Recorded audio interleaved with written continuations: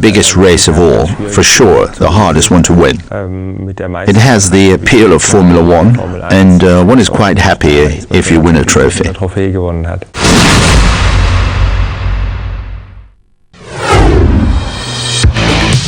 After a success like that, they want to make Mini even more famous. Their show clips help. What the Mini can do in sand, they show with appropriate winter gear in snow or on asphalt. An action film starring the Mini All-4 Racing. Location is Lac de Tinès, a famous ski resort in the French Alps. Crazy stunts, rides and jumps.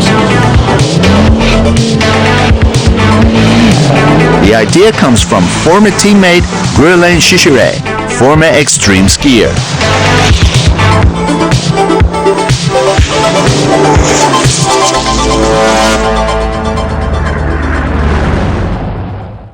Yeah, there were stunts for sure. It was a crazy idea from Guerlain Chicheret. We debated for a long time whether we would do something because we know that the cars are not really made for snow. And when you see the pictures, you think it moves quite normally. But we've got studded tires, which you normally don't drive anymore. And we had to change a few things on the car. It was a movie to show something completely different that you can do with the car. And we have seen that you can drive up the slopes with a Mini, not just slide down, and that was amazing for us all, and the jumps were fantastic. With the end of the 2011 race, planning for the next Dakar begins. Initial preparations are in spring 2012 in Morocco. Following rule changes by the organizer, the X-Rate team need to slow down. The Minis, the 3-liter diesel engine, has now to largely correspond to series. The performance of the vehicle declines. With the changes, something always happens, and we installed a completely new engine last year, standard engine from the BMW 550D. Clearly at the beginning things didn't work well. It's about small improvements that you have to do to see that it gets the minimum performance out of all parts of 2,500 revolutions. But also in 2012, sporting successes remain. The X-Rate Mini wins the FIA Cross Country World Cup in summer for the 6th time, and Peter Hansel wins rallies in Spain and Brazil. The X-Rate team shines.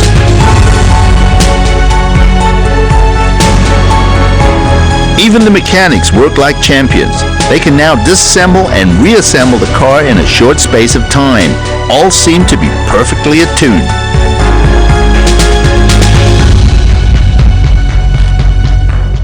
The service friendliness at the Dakar is one of the main points that one can do a lot to the car with a few simple steps and see something. If you have a normal steel body or a plastic body, as we had before in the X3, which had the disadvantage that you have to reach through the holes that exist, or have to open the doors in order to have better access. Now you can simply remove the outer skin and can access very easily.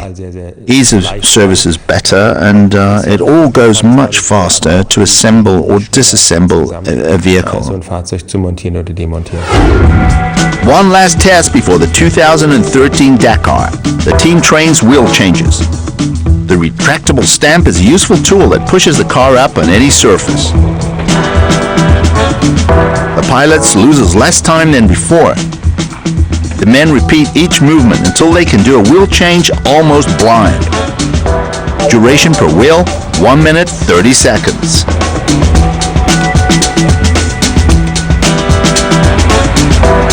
Then sit in, close the doors, high punch, drive on, shake down. That according to the latest improvement. Driving test in a gravel pit near Wiesbaden, Germany.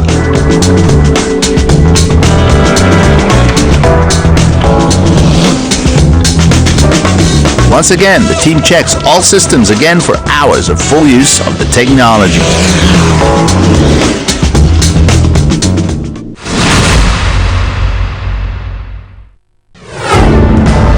For the first time, the Dakar starts in Lima, Peru.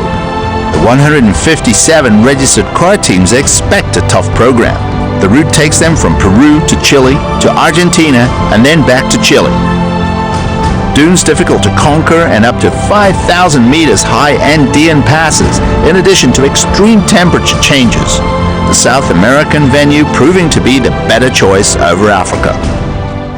That was definitely the right decision. The media agree with us. The viewers agree with us. In the ancient African rally, we only had a few spectators. There were only Bedouins in the desert, and really not many of them. And if it were a couple of thousand, that was a lot. We certainly have had over 1 million spectators in South America, live on site, plus television and many journalists who go there. So it has developed into a different rally, but it's still remained a Dakar, still one of the hardest rallies of all. The field of the favorites with good chances for overall victory is large. Above all, Stefan Peter Hansel, who is defending his title from last year. But the head of the 2012 Dakar winning team sees only a small chance of a new victory.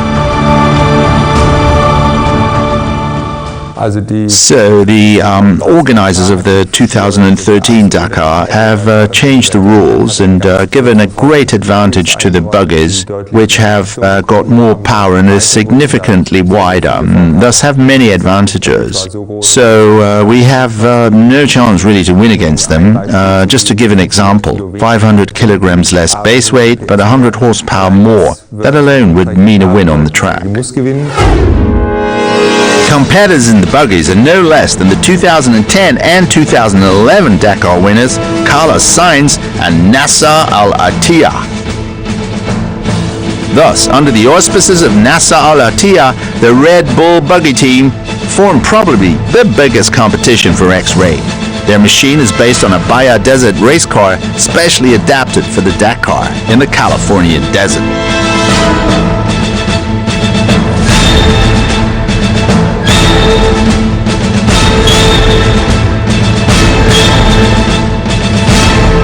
One of the things of the Dakar is you need a car which is working fine in dunes, it's working fine in a road, it's braking good, it's agile at the same time. You need a good compromise everywhere. We need to put more mileage to see where we are. Try to experiment a little bit more with the car in different conditions and set up work and trying to fine-tune everything. The power and the torque is very, very good. The potential is there, I'm convinced, but it's work.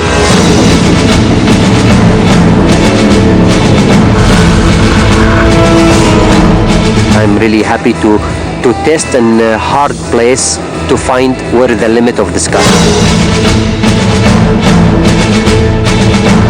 A few small things that has to be sorted out, obviously, before the rally. But this is a new car, so it's normal. All these things are absolutely normal. The only problem what we have is, the timing. That is our enemy at the moment. With the V8 engines of the rear-drive buggies, the 400 horsepower strong and 200 kilometers an hour fast, Nasser Al-Attiyah and Carlos Sainz have the more powerful vehicles over the minis of the X-Ray team. But their major drawback is the short development time and low test kilometers. The battle between these teams is definitely exciting.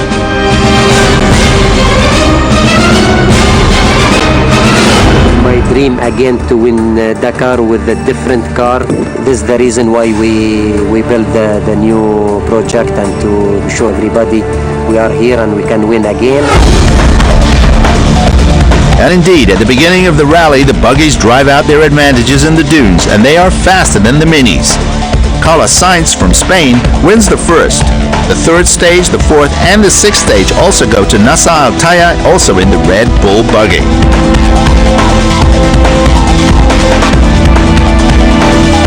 However, the Monster Energy Minis keep up with them. The head-to-head race begins. Sometimes the Minis come as stage winners and sometimes the buggies. Until the ninth stage, it remains exciting. Stefan Peter Hansel leads with only 1.5 minutes ahead of Al-Attiyah. Then suddenly the problems with the buggy start. Engine damage from Carlos Sainz. With Al Attiyah, the water pump failed. A short time later, the man from Qatar finally has to give up. Like in the previous, Mr. Dakar moves early on the road to victory. After 9 stages, he's almost 50 minutes ahead of the second. The 11th Dakar victory for the Frenchman seems within reach. But in the last stage, the 14th, a lot can happen. Every day it's a new stage, so tomorrow is still one day. Not a lot of kilometers, but we know that this is a motorsport. Everything can happen, and for me the pressure is still here, you know. For the second Dakar triumph, team boss Kwan takes to a list. He orders teammate Nani Roma in third place in the overall standings to stay close to Peter Hansel at all times at the penultimate stage. Reason: in case of problems, it is intended that rally participants can support each other. The plan works. The decision this year to allow Nani to drive behind him for one day was not easy from a safety point of view, but was also agreed with him. That was certainly the right one. Nani and Stefan are friends, and Stefan told me that if we drive for safety, then we have to do it like that. So we did, and we took Nani aside and said, you have to wait until Stefan is passed and that you cover him from the back, and that's a decision that I made with him together. After 8,500 kilometers, arrival in Santiago de Chile. Again, about half of all participants didn't reach the finish. One was almost always at the front, Stefan Peter Hansel. The Frenchman won his 11th title by 44 minutes and secured X-Rate a second victory in a row. Best driver, the most professional team, and the most reliable car. Not a single technical problem with the Mini. Extremely rare for a winning car.